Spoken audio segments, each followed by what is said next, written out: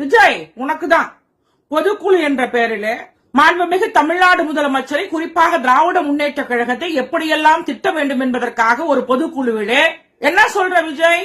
ஒரு பொதுக்குழு என்று சொன்னால் உங்களுடைய பொதுக்குழு உறுப்பினர்கள் உங்களுடைய கட்சி வளர்ச்சி பற்றி பேச வேண்டும், தீர்மானம் நிறைவேற்ற வேண்டும் இந்த நாட்டு மக்களுக்காக.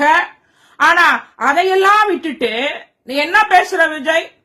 அதாவது உலகத்திலே எங்களுக்கு தான் ஒரு கட்டுப்பாடு போட்டாரு முதலமைச்சர், நடக்க கூடாது, பேசக்கூடாது, கை ஆட்டக்கூடாது. ஏன் விஜய், நீ தான் சுற்றுப்பயணம் போகின்ற போது லைட் போடுற, லைட் ஆஃப் பண்ற, என்ன நான் தில்லுமுள்ளு பண்ண தற்கூரி விஜய். அப்புறம் ஒவ்வொரு ஊர்ல போய் எப்படி நின்று பேசுன, எவ்வளவு ஒரு போய் பேசுற. அப்புறம் ஒண்ணு சொல்ற விஜய், என்ன சொல்றனா, மனிதாபிமானம் இல்லாத முதலமைச்சர். உனக்கு தான் மனிதாபிமானம் இல்ல, அது உனக்கே நல்லா தெரியும். உங்க அம்மாவையும் நீ மதிக்க மாட்ட இல்லையா? அதாவது ஒன்னால் உன்னை பார்க்க வந்தவர்கள், உங்க இயக்கத்தை சார்ந்தவர்கள், நீ சரியான நேரத்தில் போகவில்லை. கிட்டத்தட்ட 13 மணி நேரம் 12 மணி நேரம் காத்திருந்து உனக்காக தண்ணீர் இல்லாமல் கூட 41 உயிர்களை உனக்காக இறந்து போனார்கள். நீ 41 உயிர்களை அதாவது காவு கொண்டவர் தற்கூரி விஜய் அவர்களே, நீ போயிட்ட இல்லையா? ஆனா அன்றைக்கு தமிழ்நாடு முதலமைச்சர், எளிய முதலமைச்சர், மக்களோடு மக்களாக இருக்கக்கூடிய முதலமைச்சர் 3 மணிக்கு அந்த இடத்துக்கு செல்கிறார் என்று சொன்னால் அவரையா சொல்ற தற்கூரி விஜய் மனிதாபிமானம் இல்ல அப்படின்னு சொல்ற? உனக்கெல்லாம் எவ்வளவு ஒரு பொய் பேசுற?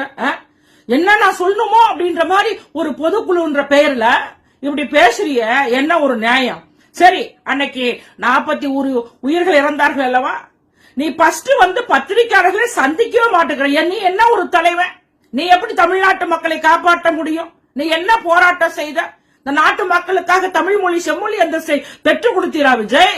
நடிச்சிட்டு இன்னைக்கு என்ன வயசாயிடுச்சு இல்லையா? வயசான பிறகு உனக்கு படம் ஓடாது என்பதற்காக அரசியல் என்ற பேர்ல அதுல வேற ஒருத்தன் பைத்தியக்காரன். டேய் ஆத ஒரிஜினா, வாய்க்கு வந்தபடி எல்லாம் பேசாத இல்லையா? அவன் என்ன சொல்றானா, நீ தான் விட்டுட்டு போன இல்லையா? ஆனா அந்த ஆத ஒரிஜினா சொல்றான், வாய்க்கு வந்தபடி எல்லாம் பேசுறான். ஏ, நீ எல்லாம் ஒரு மனுஷனா? என்ன சொல்றான்? அதாவது தலைவர் கலைஞர் கைது என்று விட்டுட்டு போனாரு மு.க. ஸ்டாலின் என்று ஒரு பொய்ய பேசிய பைத்தியம் அன்றைக்கு வெளியூருக்கு சென்றிருந்தார் மாண்புமிகு முதலமைச்சர். இன்றைய முதலமைச்சர் கேள்விப்பட்டுடனே உடனே வந்தவர் இல்லையா? டி.ஆர். பாலு, முரசொலி மாற இன்னைக்கு வீடியோ சோசியல் மீடியால போயிட்டு இருக்கு. அக்கா கனிமொழியெல்லாம் கூட இருந்தாங்க.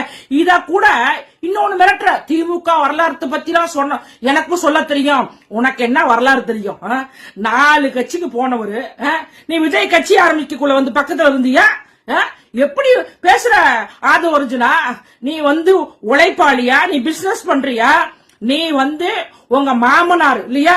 உங்க மாமனார் லாட்டரி சீட்டு வித்த பணத்தை அத கரைக்கணுங்கிறதுக்காகவே ஜிம்மு வச்சுட்டு, ஜிம்முல நீ ஒரு வேலைக்காரன் இல்லையா? அந்த பெண்ணை மயக்கி அந்த பணத்துல வாழக்கூடிய நீ எங்களுடைய தமிழ்நாடு முதலமைச்சரை பேசுவதற்கு உனக்கு தகுதி கிடையாது. இன்னொன்னு சொல்ற, உனக்கெல்லாம் உடம்பு சரியில்லாத போகாதா? உடம்பு சரியில்லைன்னு சொல்ற? நீ பாத்தியா எவ்வளவு ஆக்டிவா இருக்கிறார் எங்களுடைய மாண்புமிகு முதலமைச்சர்? எவ்வளவு ஒரு பொய் பேசுற? முதலமைச்சருக்கு உடம்பு சரியில்லை அப்படின்ற? ஏய் ஆதவர்ஜனா பைத்தியம், ஒரு மனிதனா பிறந்தோம் என்று சொன்னால் எல்லாருக்குமே உடம்பு பார்த்தோம் என்று சொன்னால் சரியில்லாத போவும் சரி பண்ணிக்கலாம். இப்ப என்ன உடம்பு சரியில்லாம சும்மா இருக்காரா? தினமும் மக்களை சந்திக்கிறார். எங்களுடைய இயக்கத்தை ஒவ்வொரு ஒன்றிய சேரத்திலே இன்னைக்கு பகிர்ந்துகிட்டு பேசிட்டு இருக்காரு. எவ்வளவு ஒரு பொய் பேசுற ஆதவர்ஜனா? எங்களுக்கெல்லாம் பேச தெரியும் இல்லையா? ஆனா நாங்களா எங்களை இத கூட எங்களுடைய தலைமை அப்படியெல்லாம் பேசக்கூடாது இல்லையா என்று சொல்ல காரணத்தினால்தான் ஆதவர்ஜனா இன்னைக்கு வாய்க்கிளிய பேசுறியா? ஒரு மைக் கிடைச்சிச்சுன்னு ஒரு கட்சியில உன்னால இருக்க முடியல இல்லையா? அங்க விடுதலை சிறுத்தைக்கு போன இல்லையா? அங்க போய் அவங்க அந்த கட்சி மீறி செயல்பட்டதுனால இந்த கட்சியில சேர்ந்துகிட்டு வாய்க்கு வந்தபடியெல்லாம் ஏங்க, அதாவது ஆது ஒரிஜினா நீ எப்படி எல்லாம் பேசுற? எங்களுடைய அமைச்சரை அன்பில் மகேஷ் பொய்யாமொழி ஒரு பள்ளி கல்வித்துறை அமைச்சர், அவரு நேரடியா சென்று குழந்தைகள்லாம் செத்து கிடக்குறாங்க. ஏய், தமிழ்நாட்டு பெண்களாக இருந்தாலும் ஆண்களாக இருந்தாலும் ஒரு சீரியல் பார்த்தா கூட அழக்கூடியவர்கள் இல்லையா? ஒரு அமைச்சர் பக்கத்து மாவட்டத்தில் இருக்கக்கூடியவர் நேரடியா உடனே போறார். உடனே அந்த கரூர் மாவட்ட கழக செயலாளர் களத்தில் நின்னார் செந்தில் பாலாஜி. அவரை போய் நீ ரவுடின்ற ஏய் நான் பேசிடுவேன், ஏன்னா வந்து நான் ஒரு பொறுப்புல இருக்கேன் இல்லையா? எப்படி எல்லாம் பேச நடிக்கிறேன் அப்படின்னு சொல்றேன். ஒரு அமைச்சர் வந்து பாத்தீங்கன்னா அன்பில் மகேஷ் பொய்யாமொழி இல்லையா, அவரு வந்து நடிக்கிறாருன்னு சொல்லி சொல்றிய, என்ன ஒரு பொய் பேசுற, ரவுடின்னு சொல்ற. நாங்க ரவுடியா? ஏய் நாங்க ரவுடி கிடையாது.